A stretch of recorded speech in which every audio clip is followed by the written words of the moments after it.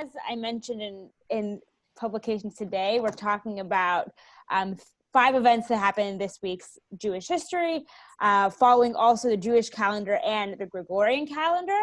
And also, I'm trying to do it in the theme. So in that case, if I have, 10 different ones, then I will choose something that is in a certain theme. And this week, the theme happens to be different controversies, which I think is really interesting and brings up a lot of different discussions regarding Jewish history that makes it also relevant for today in that case. So I will share now the PowerPoint. Here we go. So this is because it's controversies this week, so I did this kind of mess type thing that, that's how usually controversies are. They're a huge mess. So here, one moment, I'll share it like this so that I can also play around with it. One moment, now I can't see anything. Oh, gosh, why isn't this working? I can't see my bar below. That's great. 1 second. Here we go. Okay, so I just wanted to say that before I show the slideshow is that we're talking about, as I said, the Hebrew calendar and the Gregorian calendar. So just the dates we're talking about. In the Hebrew calendar, it's the 22nd of Sivan until the 28th of Sivan. And the Gregorian calendar is between the 14th of June to the 20th of June, so Sunday to Saturday in that case. And I go from chronologically, so from the oldest event until the most newest one, and I can just say that we're talking about this week. We're talking about before Common Era up until 2010. So it's really covering a lot of different time periods. But I really try to focus a lot of stuff that are happening in Israel. So we often end up talking about things that happened after 1948. Okay, great. So I will share this now, and I don't know why I can't access the bottom. Okay, one moment. I'm just gonna actually close this out 1 second and then open it again. Here. Okay, so thank you for being patient. 1 moment. Okay, soon I'll start share the PowerPoint. Okay, here we go.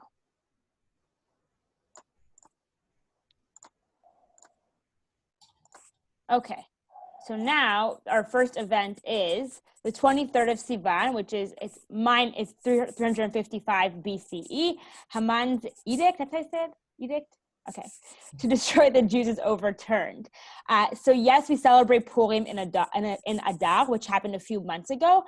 But if I will read the quote soon, the actual quote that this dinner happened, that Esther pointed her finger at Haman and said, he wants to kill me, the queen, because I am Jewish, happened in Sivan, actually. And this is the date that the messengers sent out the messages to the empire that the edict was going to be overturned in that case. So despite the fact that we mark it in Adar, we mark it when Esther, fasted, and the celebration of having that change of events, this actually happened this week. So I will read the quote, and then I will also say why it's controversial as well, why I defined it as controversial.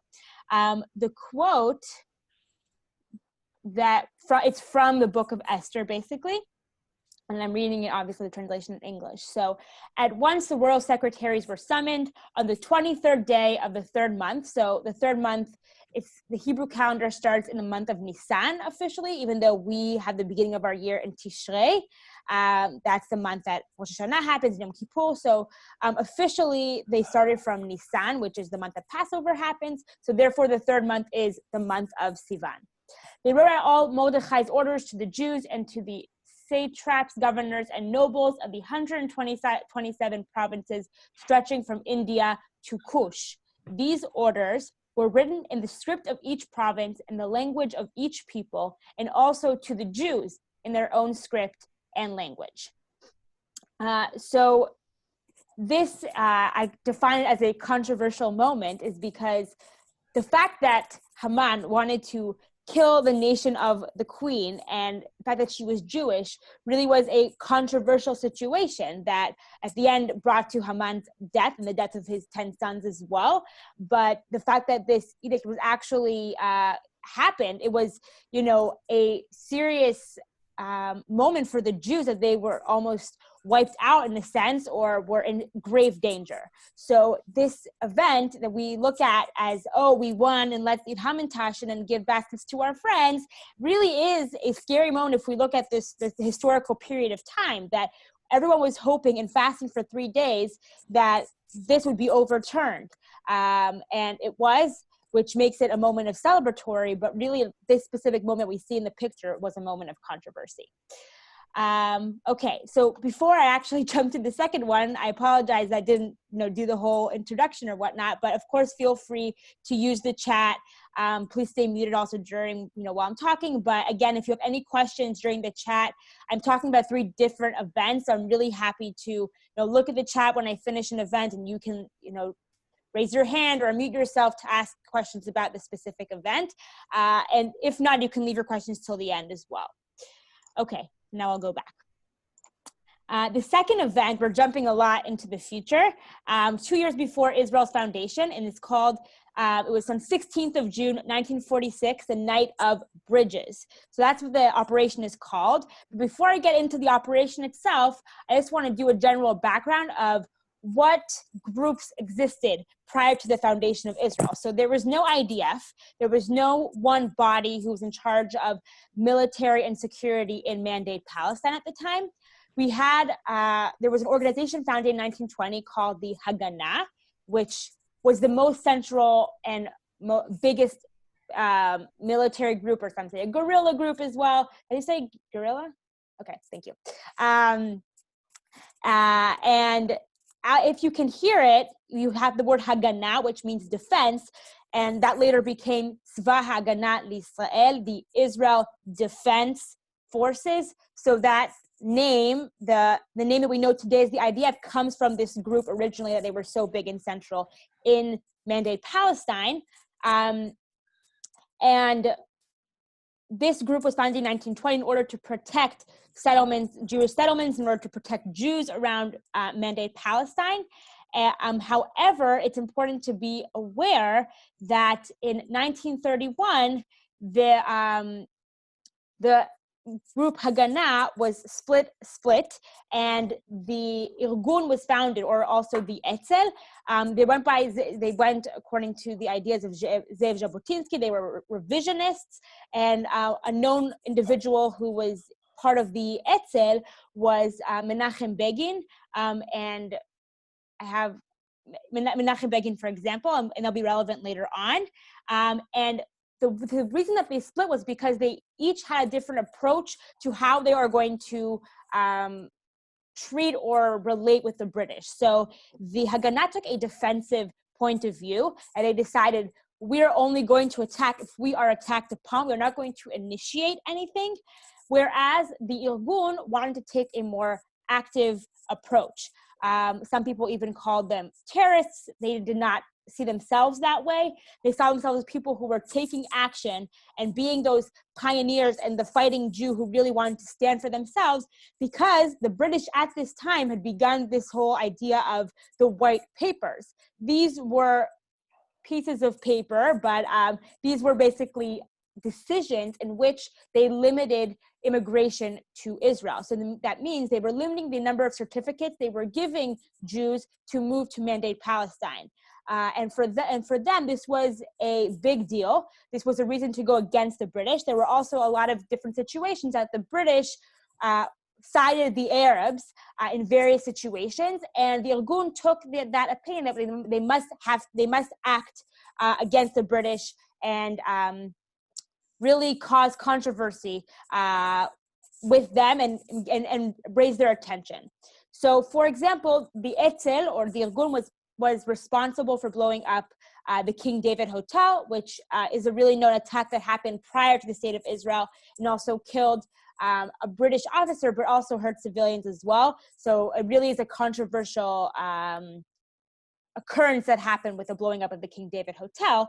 But another thing that happened is that later on, another group split from the Irgun, and they're called the Lehi. And they were even more extreme in taking action verbally and physically against the British. And they called themselves terrorists. And their mission, or the way they defined it, was they wanted to create a totalitarian Hebrew republic. So they were very much extreme.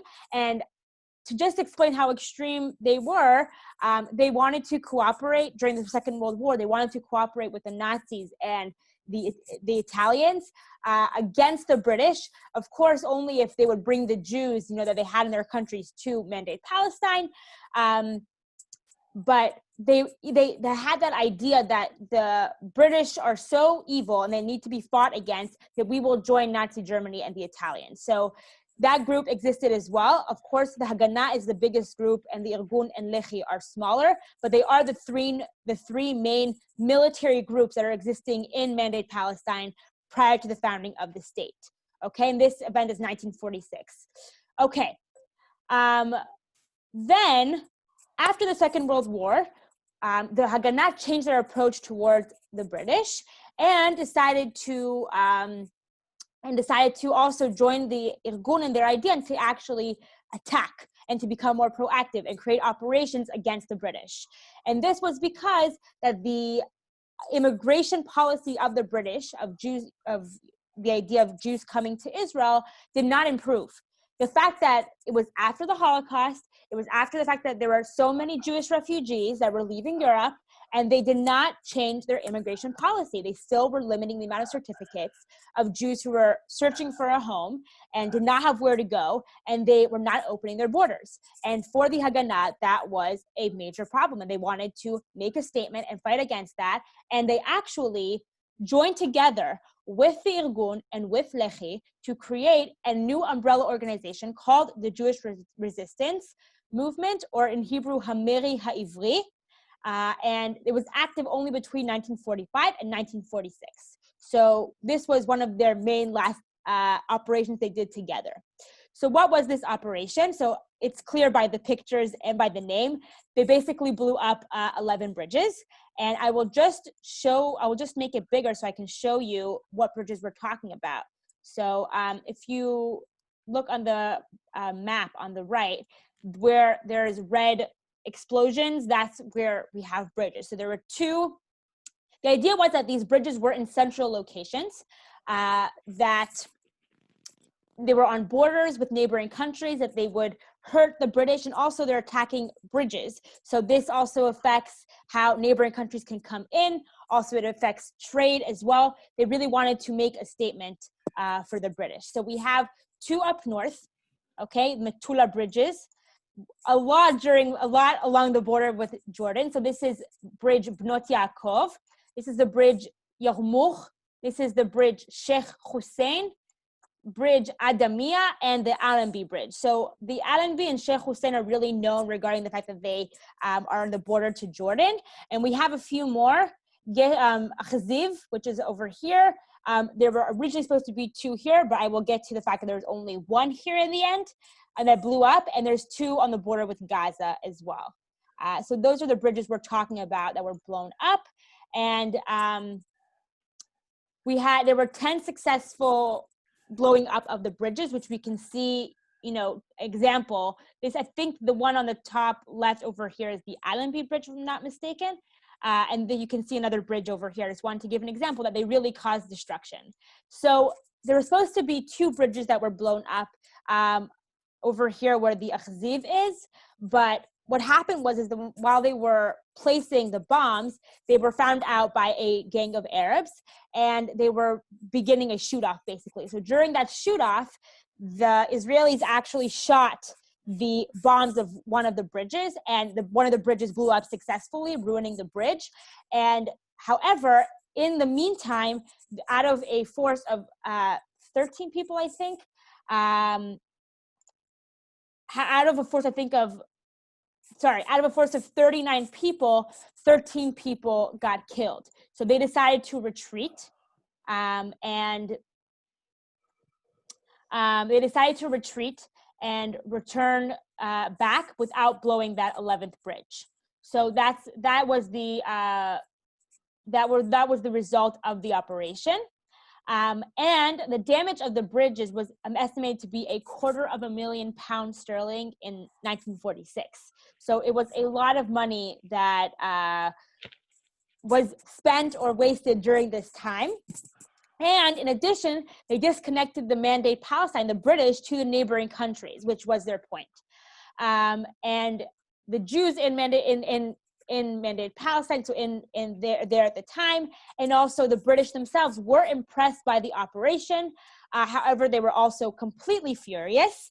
And 2 weeks later, the British went on a operation called the Black Sabbath. It happened on Shabbat, or it's called Operation Agatha. And between 10,000 to 25,000 British soldiers or personnel went around the land of Israel, or the area of Mandate Palestine, and went searching in organizations and homes for weapons and for information. They found various, how do we call it,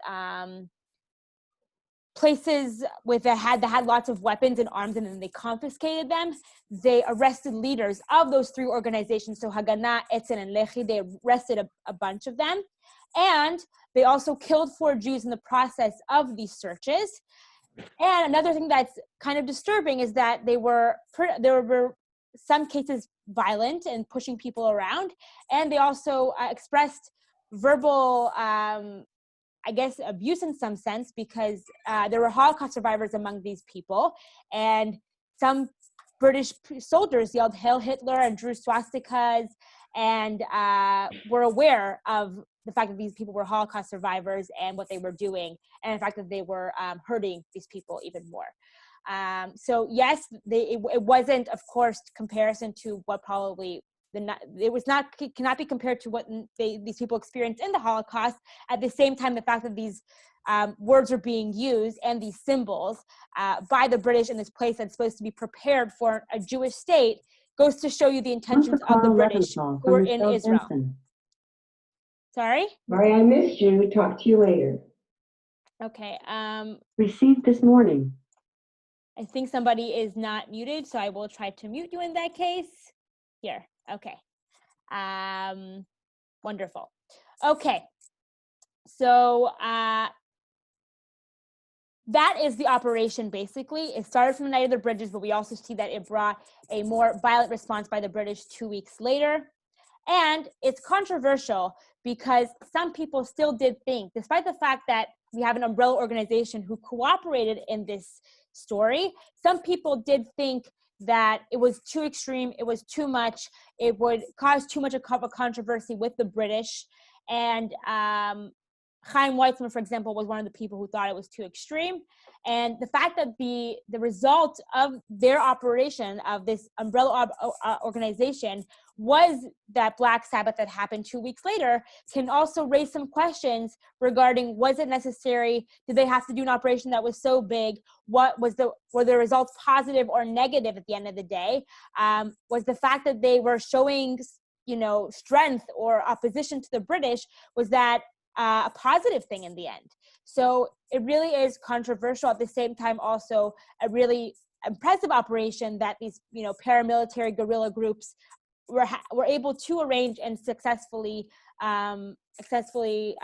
execute 2 years before Israel was founded. So that is the Night of Bridges. And that brings us to our next event, which is very much relevant to the 3 organizations I mentioned right now. So please keep it in the back of your mind. And we go to the next event that happened on the 20th of June, 1948, which is the Altalena Affair, which very much has to do with that controversy and internal conflict that existed prior to the state of Israel between the Haganah, the main central group that was founded in 1920, and the Irgun, which was founded in 1931, that split off from the Haganah because of their 2 different approaches. So for this, I will use the help of a video, and I'm going to show it in 2 parts. One moment. Here we go. Okay.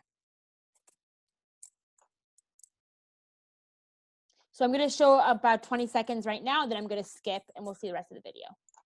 Summer day in Tel Aviv, Jewish soldiers in the newly formed Israeli army opened fire on a Jewish ship, the Altalena, killing other Jewish fighters and ultimately blowing up the ship, which had been carrying thousands of weapons and ammunition meant for the Israeli War of Independence. I know what you're thinking. How could this possibly happen?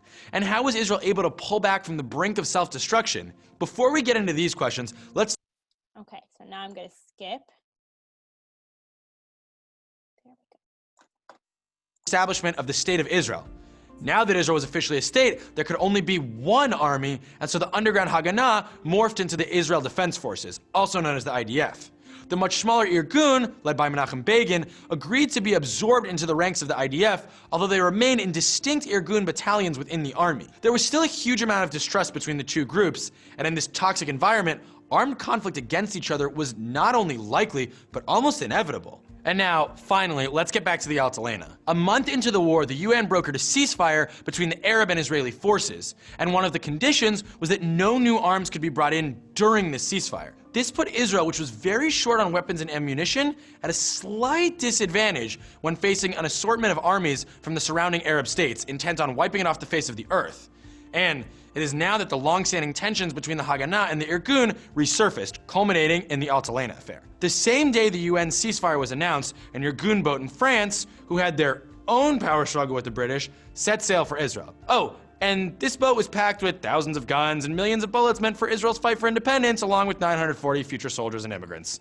Begin hadn't given the order to set sail, and when he found out about this snafu, he alerted the Haganah, not wanting to appear as if he were undermining Ben-Gurion's command. Begin wanted to land the ship in Tel Aviv, but Ben-Gurion feared that this violation of the ceasefire would be too obvious. Instead, he preferred to land the ship in Kfar Vitkin, a few miles north away from prying eyes. Oh, and an area that was also deeply committed to the Haganah side of the political divide. Or not. See, there is a lot of confusion around the events of the Altalena, and it's not totally clear whether the landing was approved by Ben-Gurion or went against his orders. Begin agreed, but was adamant that 80% of the weapons would be distributed to Irgun battalions within the IDF. The other 20% he wanted to give to the Irgun's Jerusalem battalion, which operated independently, having never been absorbed into the IDF, and he felt that this was a perfectly reasonable request. But to Ben-Gurion, arming thousands of Irgunist soldiers loyal to Begin didn't sound like the best idea. There could only be one army with one central command, and Ben-Gurion took Begin's request as insubordinate at best and treasonous at worst. The distrust between them was so deep that Ben-Gurion feared that Begin might be planning a military coup. The Altalena finally anchored off the coast of Kfar Vitkin. Some passengers disembarked and joined the IDF, while other Irgun members began to unload the cargo. And this is where things went south.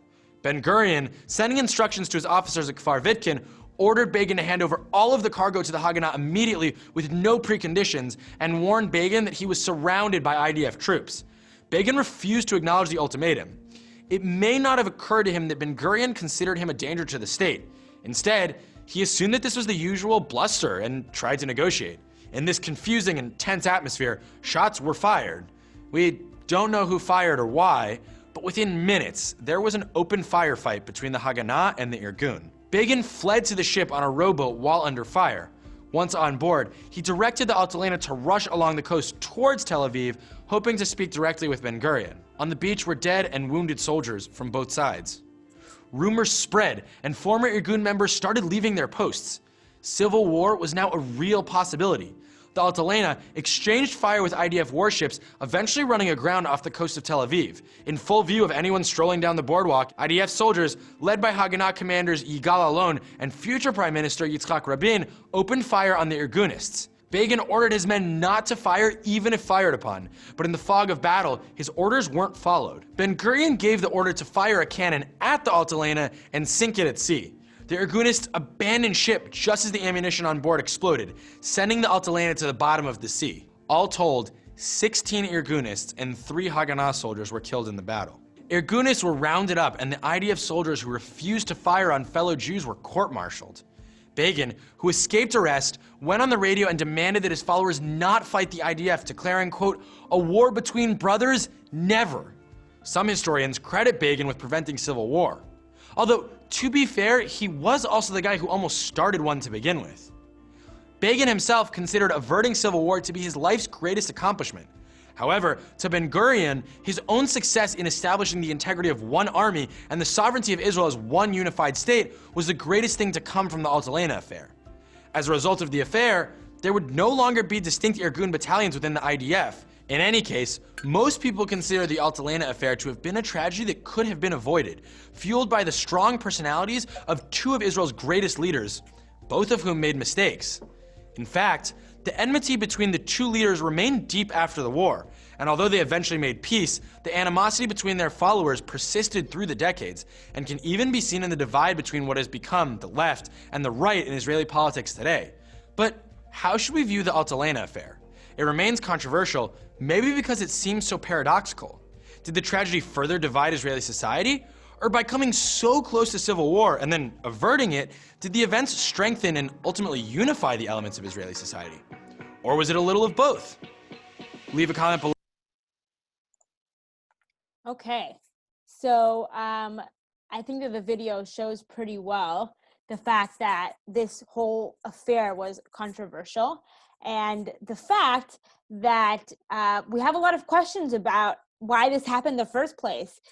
The fact that Jews were shooting on Jews when there was an independence war happening with Arab countries at the same time really leaves a lot of question marks regarding this whole affair, basically. So I want to use the quote and say that this was a tragedy that could have been avoided in that case. And I think that the video really shows well the specifics about the affair and how when Israel first founded, it was a political and civil and military and moral controversial. The fact that, you know, they were shooting on this ship that had passengers on it as well. Jill is asking if there's any suggested reading about this incident. I actually, I think it was the Unpacked YouTube, Tybal. I don't have a specific book, but I do know that that Begin's biography would have information about this, as well as David Ben-Gurion, of course. And I think it would be interesting to actually read both biographies side by side as somebody who was the two leaders of this controversy. And the fact that, I mean, at the end of the day, this is something that was David Ben-Gurion's kind of sore point. The fact that it seemed that he ordered to shoot on this boat at the end of the day when, you know, Begin is the one who's tried to seem to be calming things. At the same time, he also brought the ship. It's really controversial because it's really hard to decipher who was right, who was wrong, what actually happened in this whole story. So really, it's interesting because it's right after the foundation of Israel, and definitely something that I learned when I was in history, when I was in high school, and still described completely as controversial because there's so many questions that still remain. Okay. We're going to continue. The next one is not less controversial, and it's probably something that people here know better than I do because it's happened in the States. That is the 19th of June, the execution of Julius and Ethel Rosenberg. Now I'm going to show a video once again. It's a 3-minute video. So obviously there's a lot of documentaries about this. I actually also recently read some articles on Mosaic that was about this as well. And I think there's a lot of different materials you can read about it. So please, I'm showing this as just to talk about the event itself, but there's always a lot more to read about it. And I'll just look at the chat. And yes, Tybal was regarding the previous Jill's question. The Prime Minister's is a great book, for sure. Okay, those are two perfect books. Daniel Gordis is great. So those would probably be recommended books to read on the subject. I don't know, I'm sure they specifically mention it, but I don't know if there's a book specifically about Altalena affair. Okay, so wait, let me just go on the right video and then I will share it with you. Okay. Oops.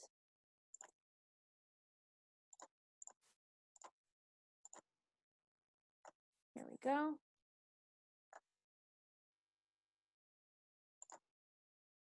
Nope.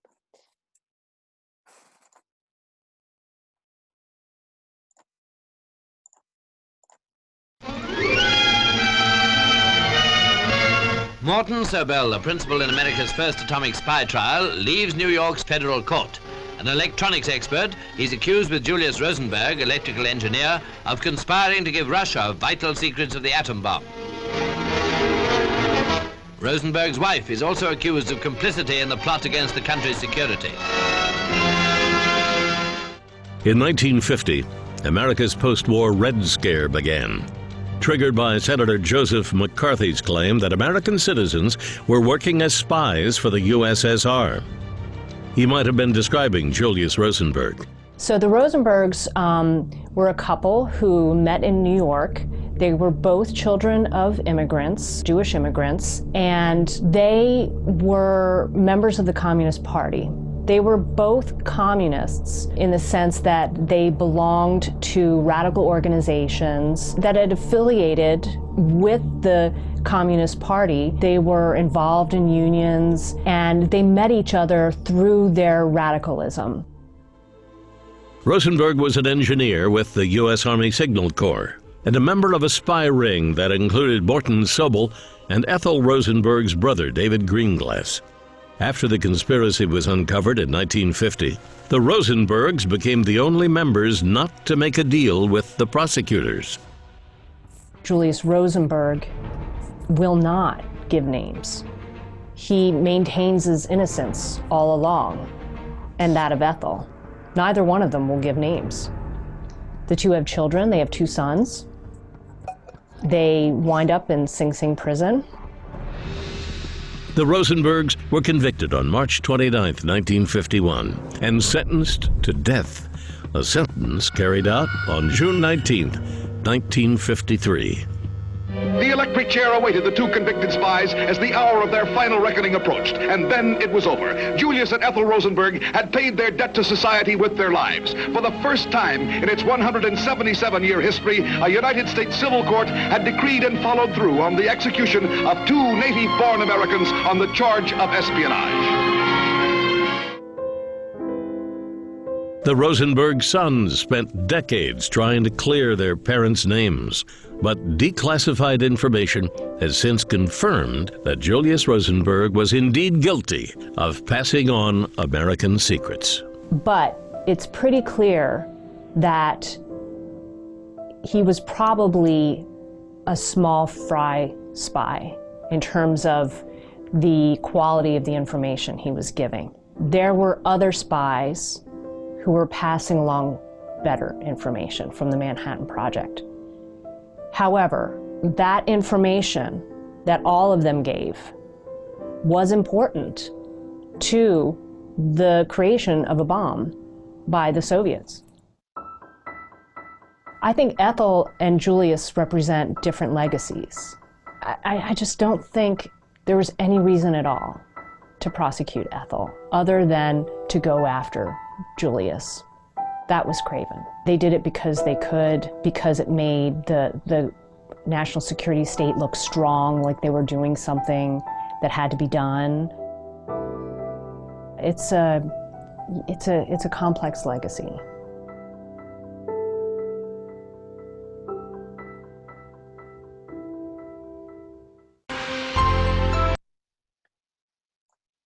So I would prefer if you want to share rather than I, but I think the fact that in both videos we saw they use the word complex and controversy really goes to show how these 2 things are complex and still seen as complex today. People are still talking about Ethel and Julius Rosenberg. And just to bring up some questions that were mentioned in the video, I mean, we can ask questions about, Julius and Ethel. Was in fact Julius a small fry? What does it mean that they were, executed whereas other people were jailed? Why did that happen? There's a lot of questions that still remain today. The fact that they also had 2 sons as well. I mean, there's a lot of questions that we can ask and answer according to what we believe and to be correct, but it definitely is something controversial still today that happened in history this week. And I think that we have a lot of different ways to see it controversially. That whether it's politically in the fact of, USSR and the whole situation, and moral issues as well can come up too regarding the death sentence, and I know which I know that's a whole thing that's controversial, and political beliefs as well, and what is right and wrong in this whole story and affair. I see that we have some comments, so I just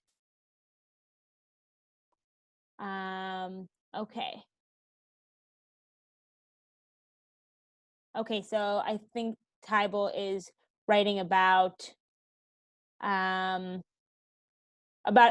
books that can be read about the Rosenberg family. So thank you about that. Does anybody want to share comments, or I can just continue in that case at the last controversy of today? I think I will do that. If anybody has any more comments, again, feel free to share. I think it's an opportunity to talk about these events as well and our opinions, and I think it's a great thing as well. So the last thing, we're jumping way more to recent history, and that is the 17th of June, when 35 Haredi parents jailed over the Emanuel School, or because of the Emanuel School, and I will go into a little bit of a background of what exactly happened here, and then I will be summarizing and taking questions. So this happened in 2010, but it's important to be aware that for a while, there's always been some sort of controversy between Ashkenazim and Mizrahi Sephardi schools, populations, groups. The Ashkenazim definitely think, or it's felt that the Ashkenazim are more are considered higher or more important, or their practices are more worth to follow. Their education systems are usually more considered to be better institutions, and often it's the Mizrahim and Sfaradim who have to change their practices, become more Ashkenazi in order to go into these institutions. So often what is felt is that there is some discrimination against these Sephardic and Mizrahi families, and specifically students.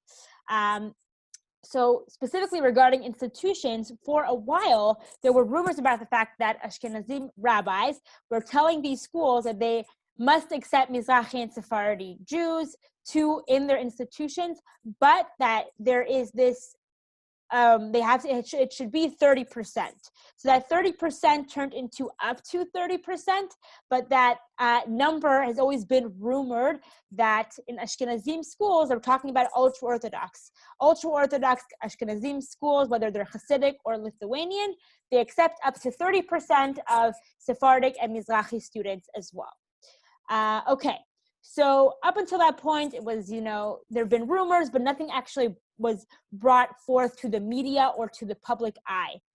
Until about 2006, where this man in the middle over here, his name is Yaakov Lalume, and he claimed in 2006 that his daughter was not accepted to the known chain of schools of Beit Yaakov in Jerusalem because of his Mizrahi background. He was given the blessing of his rabbi to bring it to the media. However, the whole controversy of Sfaradim and Ashkenazim, or Mizrahim and Ashkenazim, and specifically in schools, only came up about a year later with the school in Emanuel. Emanuel is a settlement or town that's in the West Bank, and there they have a school of Beit Yaakov that they divided into two tracks. One was the regular track, and one was the Hasidic track. And in this regular track, there were 70% people who were Mizrahim. And in the Hasidic track, there were 70% that they were Ashkenazim. And Yaakov Lalume and his organization that he founded, that was about this discrimination against Mizrahim Sephardic Jews, they joined in this request to the Ministry of Education that these two tracks were discriminatory. So the Ministry of Education, they were looking into this request, they were looking into this whole situation, and they sent a lawyer to investigate the school and to investigate the parents and question them. And the conclusion of the investigation was that there is a right to have separate education. So similarly, the way that the Haredim, the ultra-Orthodox, have their own education system because of their beliefs, so the same way the Hasidic and the Sephardic and the Lithuanian can have their own track of school and have their own definition of what the people have to do in order to be in the school because of their lifestyle. So meaning if they want somebody who is not exposed to internet and television, that's okay that they have their own track specifically for that. However, the problem with these two tracks was, one, that they didn't notify to the Ministry of Education, and two, that they had clear separation. They had a wall in between, so they're kind of defining it into two schools. They had two separate teachers' rooms, so two teachers' lounges. They were two separate ones, and they had two separate uniforms as well, according to the track. So it seemed as they were creating two different schools. Now, in the meantime, while this investigation was happening and the conclusions were being shared, Yaakov Lalume's organization went to the Supreme Court and demanded that they remove the two tracks and say that it is prohibited because it was against the value of equality. So now we have two values kind of clashing between each other, the right, or two different rights, I guess, the right of equality and the right of having their own separate education according to their religious beliefs and practices. So the Ministry of Education demanded that it's okay that they have two different tracks in that case, but they must knock that wall down that separates between the two parts of the school. There has to be only one teacher's lounge, and there has to be only one uniform, so that it's defined as one school. Now, the Ministry of Education was the one who decided that, but because the school did not actually comply to all of those three things that I said, the Supreme Court had to intervene and get involved as well with this decision, and make it an actual legal decision rather than just a recommendation that the Ministry of Education is asking the school to do. Okay, so now it gets a little bit more complicated because the Supreme Court defined that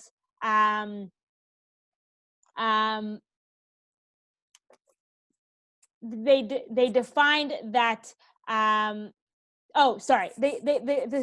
Supreme Court basically agreed with the decision of the Ministry of Education, but and now they made it more official. However, following this decision and what the Supreme Court decided upon and what they recommended, the school decided to unite the two tracks, making it one school, one track, everything is united. But the parents of 74 Ashkenazim students left the school and created their own pirate school. And in that situation, they basically were going against a law in Israel, which is Chok Chinuch Chova, which means that the education is obligatory. So from a certain age, or basically up until 12th grade, if I'm not mistaken, from kindergarten up until 12th grade, a child has to be in an institution and they must receive some sort of education. And if they are not receiving education, that is a problem and the responsibility of the parents. So because they created a pirate school that was not recognized, I'm saying pirate, not private. So because they created a pirate school that was not recognized by the Ministry of Education, that was not a part of the education system at all, the Supreme Court basically fined the school for every day that they didn't comply with their orders, and fined the parents for every day that they didn't send their kids to school. So now it's become this whole controversial big thing that the school is not complying with the Supreme Court, that the parents are not complying and not sending their kids. And what happened was that on this day, the 17th of June, 35 parents and 35 men went into jail for not sending their kids to this Beit Yaakov school that had now just one track. Okay, so what we see in the background are huge demonstrations. There was one in Bnei Brak that had 50,000 people, and there was one in Jerusalem that had 100,000 people. And just, I want to show you because the sign here is in English. The sign on the left says, "I am going to jail because of the education of my daughter. Okay, and here we have the sign says Torah and Bagat, so the Torah and the Supreme Court, the Torah decides. So the Torah is the one who determines here. So we all of a sudden have this question of the fact that the Supreme Court, the civil body, was interfering in education that's ultra-Orthodox, and that rabbis are interfering as well, and that you're having these two different kinds of groups of organizations that are determining what will happen with a school or with these people and with their individual lives. So some organizations claimed that the Supreme Court shouldn't have put the parents in jail because it was about individuals, it wasn't about the organization, and this was about a school, and it was about the Ministry of Education and not complying and everything. There were a lot of questions about the actions that were done in the end and what should have been done. But they were sent to jail, I had to know, for only 2 weeks. Okay, so that in the first place, they knew that they were only going to be in jail for 2 weeks, and it was the punishment of not complying to the Supreme Court order. At the end of the day, the end result was that they were going to take the last few days of school that happened after the parents were released at the end of the 2 weeks, because schools end at the end of June in Israel. They were going to take the last few days to have a how do you call it, like Yom Iyun, a day of discussion, basically the whole day between Ashkenazim and Mizrahim, and really connecting between the communities and sitting down and talking with each other and coming to some sort of agreement together. However, the actual solution in the end was that a separate school was open for these Hasidic students that was recognized by the Ministry of Education, and they agreed that they would open their doors to anybody who complied or fit their demands of lifestyle and of modesty, for example. So that's how it resulted at the end of the day. But we're left with the situation that this controversy still stands. Culturally, regarding, was this in fact something that's acceptable, a separation that makes sense, or is it discrimination? Also, the fact that we have the Supreme Court involved, and we also have rabbis involved as well, and we have different groups of authority who all of a sudden got involved in a situation that was specifically to the ultra-Orthodox community. Also, was the jailing of the parents necessary? What was it, morally okay from various situations, whether it was the parents or the demonstrations or the school in the first place? There's a lot of different questions about the situation. And until today, there is a question about that clash that exists between Mizrahi and Sephardic Jews compared to Ashkenazim. And this just brought it completely to a huge explosion for a good amount of time. I do also want to know that it's interesting to mention that the Lithuanian Haredi newspaper, Yated Ne'eman, which is distributed in Israel, was sued by Yaakov Lalume for the way they said negative things about him on this case. And the court case went on for 5 years and only ended in 2019. And he won. He received 135,000 shekels as damages or compensation and 30,000 for his court costs. So we can see that even up until relatively recently, we have Yaakov Lalume and this whole subject be in the news, and it comes up every now and then, but really what we saw in 2010, sorry, I didn't even write it here, June 2010, really kind of brought the tension between the two groups front and center in that case. So with that brings to this week in Jewish history, and I'll just summarize and then answer questions. We saw a lot of different controversies today from a lot of different aspects. So from, the edict that we saw in the book of Esther, and that idea that the Jews could have been destroyed and killed and hurt, through the Night of Bridges, which brought 3 groups to cooperate against the British, and we had a militarily and politically controversial situation in Mandate Palestine. which we can see that developed a little bit later with tension between those two groups to the Altalena affair that Ben Gurion or Haganah forces shot at a ship that had Jews in them, which remains controversial up until today. And that is also between internally Jewishly was controversial as well, because it was as the video said, it borderline reached a civil war in that case, and we also have moral implications as well of controversy too. We also saw that Ethel and Julius Rosenberg were murdered this week or executed, and that also is a subject that is controversial up until today for various reasons, and up until the last one, which is about the Haredi society and a cultural controversial issue between Ashkenazim and Sfaradim, which is way more specific, but again has the idea of political and moral implications as well about discrimination and the place of different authorities in Israel. So I'm happy to take your questions about any of the events, or if you have any comments as well. I see that there are 2 questions here. So Jill said that lots of the books in B'nai library about the Rosenbergs, plus the books mentioned above, the prime ministers, and also many more are in the library. So feel free to reach out to Jill here if you are from the DMV area, and especially if you're a part of B'nai, I'm sure she would be happy to help with getting books. Okay, so Laura asked, and thank you for your question, if the Ashkenazi part of the Beit Yaakov school was acceptable, why was the spin-off pirate school not acceptable? So take into account that Beit Yaakov is a very known branch of schools that exists, and this whole thing started because they created 2 tracks and did not notify about it. So once they investigated and looked into it and checked it, they said, okay, it's not discriminatory, but we accept it as it's in the school of Beit Yaakov that we recognize and know what their curriculum is.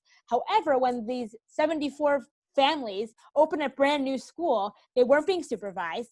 They had no involvement with the Ministry of Education. It was something that happened immediately.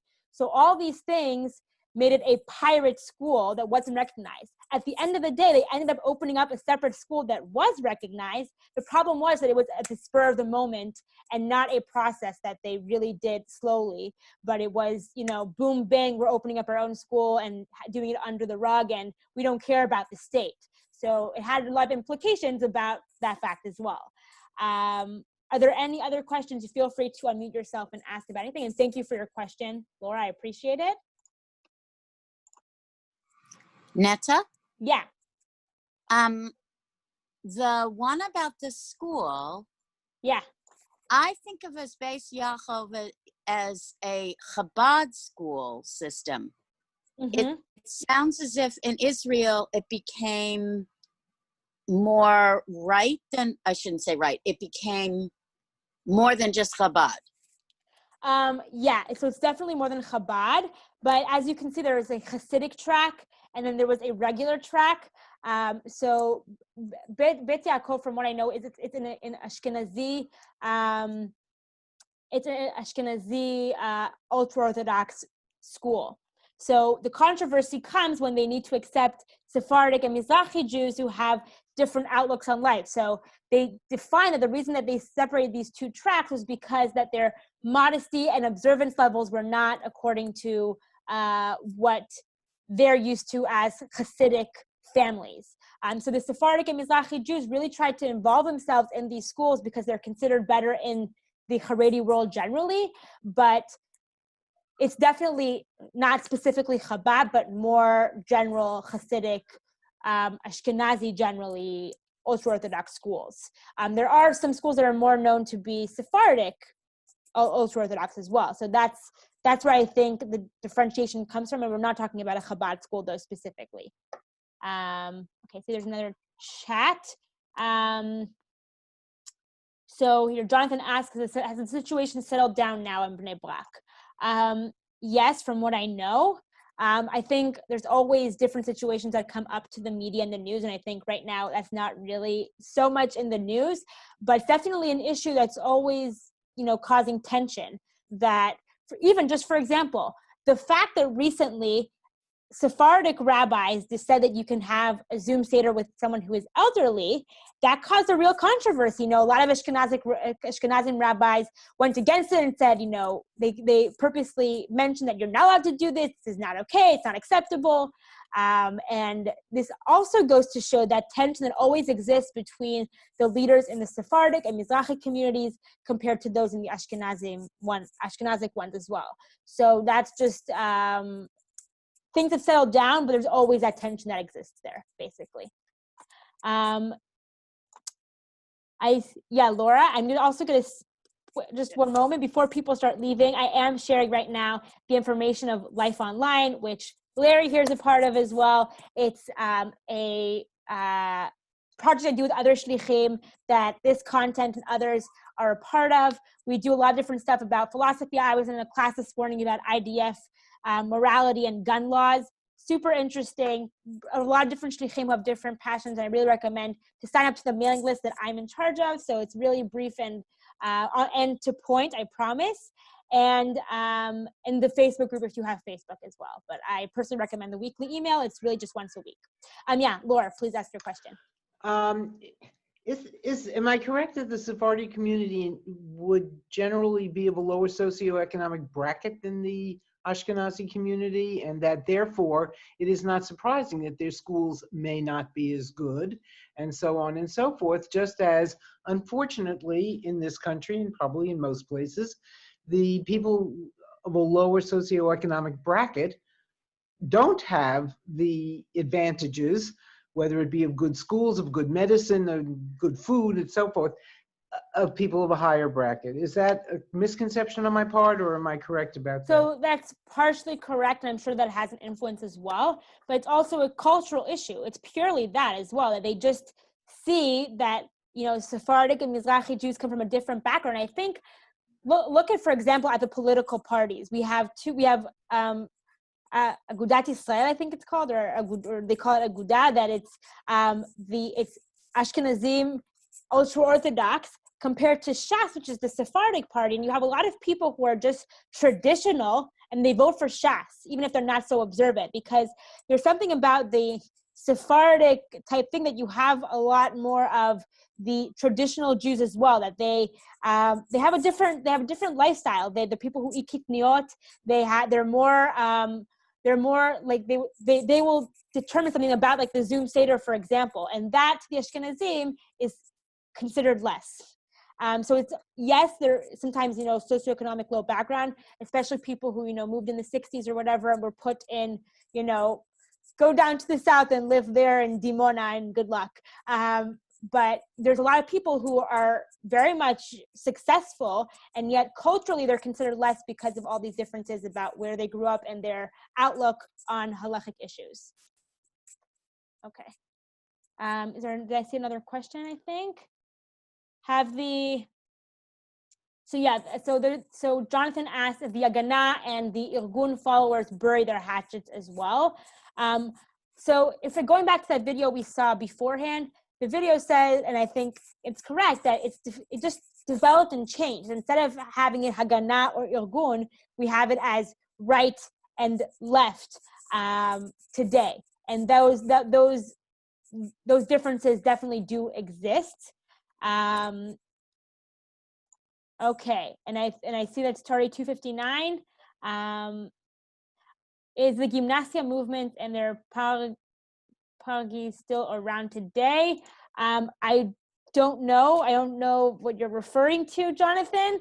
But I'll just, because it's 3:00 already and I want to summarize, so feel free to maybe ask me via email and explain. But I do want to summarize and say that we covered a lot of different controversial issues, and I do think that it's so interesting that they happened all this week in Jewish history, whether we're talking about Queen of Esther, in minus 355, all up to date, talking about Haredi society as well. And of course, having all those guerrilla groups and Ethel and Julius Rosenberg in between, creating a lot of questions to talk about history and to refer to up until today.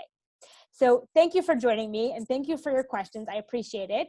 And if you want, I have another session this week on Thursday at 7:30 p.m. titled People of the Book, and it will be about popular books in Israel and popular Israeli books abroad, so in the US specifically. And Jill, who actually left, is going to be joining me for that one as well. So thank you and have a great day. Bye, everyone.